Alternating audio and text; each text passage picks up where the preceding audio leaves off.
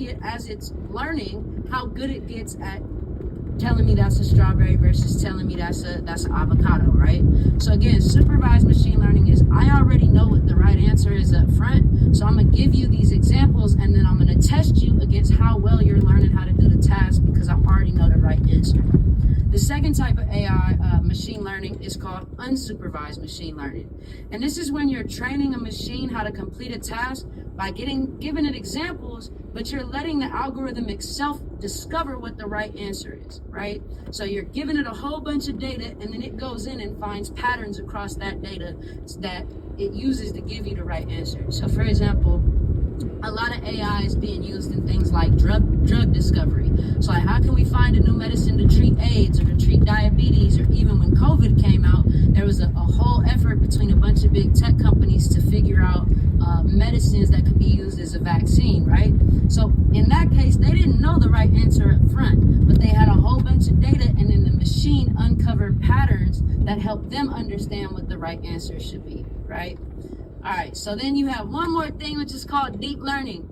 So deep learning is basically, without going into all the math behind it, it's a more complex way of doing machine learning when you have things that are more complicated in their patterns. And so it teaches the algorithms in a way that mimics how neurons fire in the human brain, right? So machine learning, like if I want to tell the difference between a strawberry and an avocado, that's not a very complex task. But like teaching a plane how to fly itself, like the US Air Force just did, is going to require a lot more complex relationships and a lot more complex understanding and nuance inside of that data and the patterns and how it's supposed to do that task. So they would use something like a deep learning algorithm instead to be able to capture that. Now, I know that was a lot of information. I don't expect y'all to have this memorized. So before we move on to the next part, I made a little TLDR slide for y'all. You know, take a moment, take a screenshot, make sure to share this with your friends. It just recaps what I just covered. X, quick question. When we're talking about GBT, which is generative pre-trained transformers, most people just hear ChatGPT and that's what the acronym stands for. Is it encompassing all three? Is it encompassing supervised, unsupervised, and deep learning? Because when you're talking about figuring out equations, I remember when it first was able to pass, you know, a high school exam, an AP exam, right? And then it kept learning, and then it was able to pass a graduate school final. Then it was able to pass the bar. So it's learning. It's not given the task. It's untrained, but some prompts are trained. Where would GBT fit in that category? So ChatGPT is a type of deep learning, and then sometimes they have what's called reinforcement learning, which is where it learns as it interacts with humans. But ChatGPT in particular is based on something called a transformer architecture. So this is the way that like ChatGPT works. Basically, you get a large corpus of text. So like, you know how they're complaining, oh, they scraped the whole internet and stuck it inside of ChatGPT and they like took copyrighted books and movies, etc. They got together a big corpus of text, right?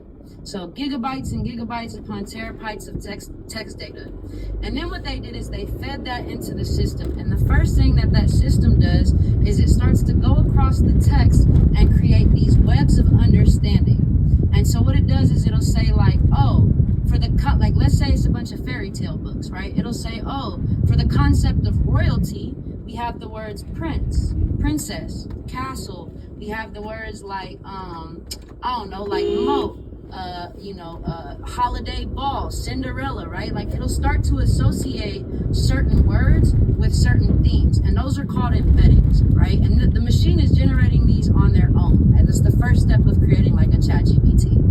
And then what happens is when you go in and you create a prompt, right? So you see something, it takes your prompt and it converts it into math. You might have heard this referred to as a token. And so it converts your actual text into a mathematical representation of that text, because the way that the embeddings are stored, or how it understands language, is actually stored using math. It's not like a literal web where you could go like royalty means princess. It's like some crazy hash and then like is related to these other hash numbers, right? So then when it takes your prompt and it converts it into text, what it does is it does this really complex calculation to guess what words should come next based on what words came before, based on how those embeddings are inside of his database. So I'll give you an example of this. this. Let's say you don't speak a lick of Spanish at all, right? You don't understand Spanish at all, but you've maybe watched a TV show once or twice, and you know that when somebody says hola, you're supposed to say ¿cómo estás?, right? And so someone comes up to you and they say hola, you think the most likely response is probably ¿cómo estás? But then if I go deeper and I say ¿dónde eres?, and you've never heard that before, you gonna make up a response like yo quiero Taco Bell, or say something that don't That was my first thought.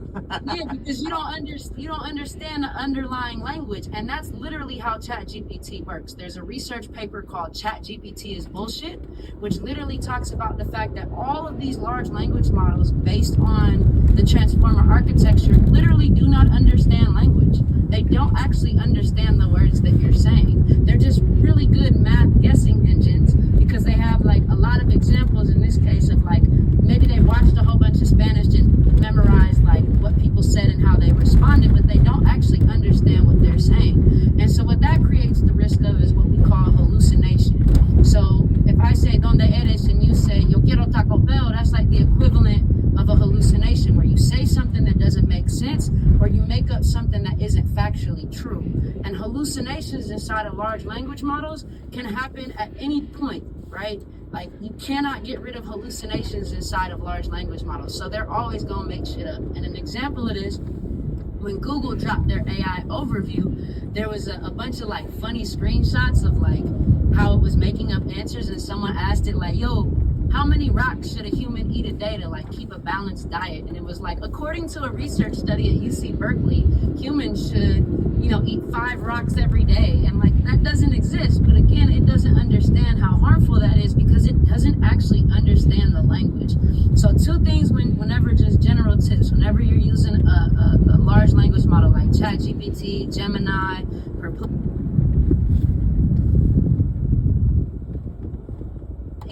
So 2 things whenever just general tips, whenever you're using a large language model like ChatGPT, Gemini, Perplexity, Claude, any of these things, you want to be careful when you're using it in a fact-based scenario. So if you're like plugging in your company's data and asking ChatGPT questions about it, there's always a chance that it could make up an answer that's not actually inside the data. So when you're using these LLMs inside of these contexts, you want to always trust but verify, like double check and make sure that it's given the right answer. There you have it. Ladies and gentlemen. Shout out to your Spanish today. Oh yeah. So if you guys want to dive deeper into those concepts, I have a free AI course that I launched in 2020 that goes a little bit deeper into some of those mechanics. You guys can feel free to tap into that. Sure, there you have it.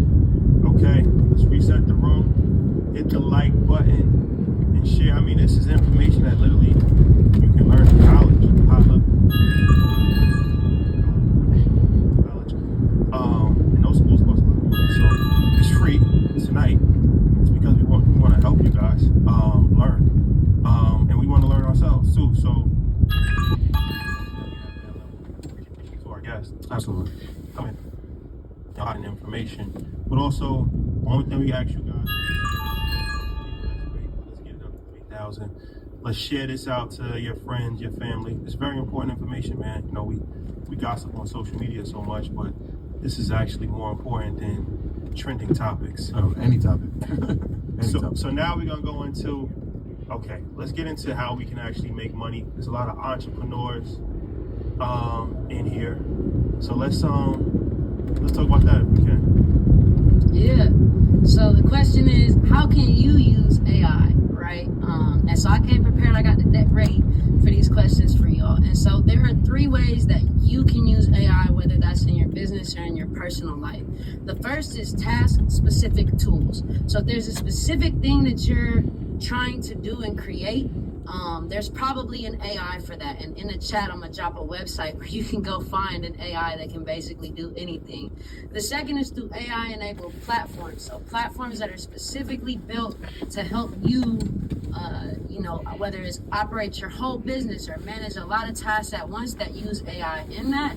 And the third is around using AI to amplify your genius. So first, let's talk about these task-specific tools, right? So if you're looking at marketing your business, right, you want to use AI to identify and engage your customers. There's a couple different ways you can use AI for that. The first is around content creation. You can accelerate the development of either text, audio, or video content to promote your business, right? My app identify and engage your customers. There's a couple different ways you can use AI for that. The first is around content creation. You can accelerate the development of either text, audio, or video content to promote your business, right? So whether that's, yo, I'm trying to come up with a new jingle to put behind, my advertisement, you can pull a BBL Drizzy and use a Suno or an Udio to do that. If you're looking for creating images of people, stock photos, without having to pay for them, you can use free tools like Midjourney or free tools like Dolly or a number of websites that allow. You shouldn't be embarrassed by your wealth. This contempt for money is just another trick of the rich to keep the poor without it. Uncle Michael, we love each other very much.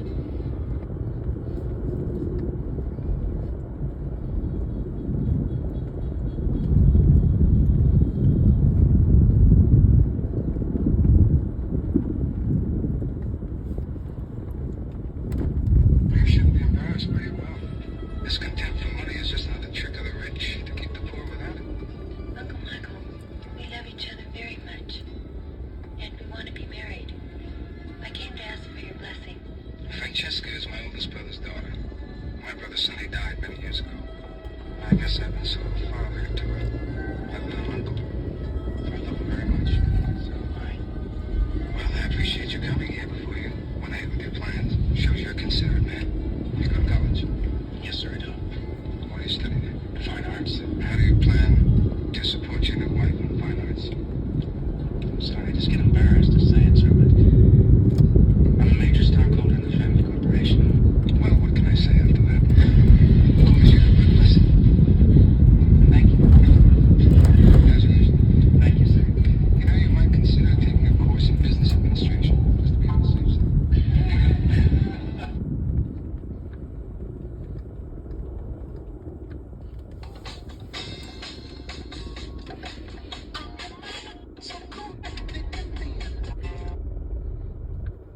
So you know your dog is black, okay?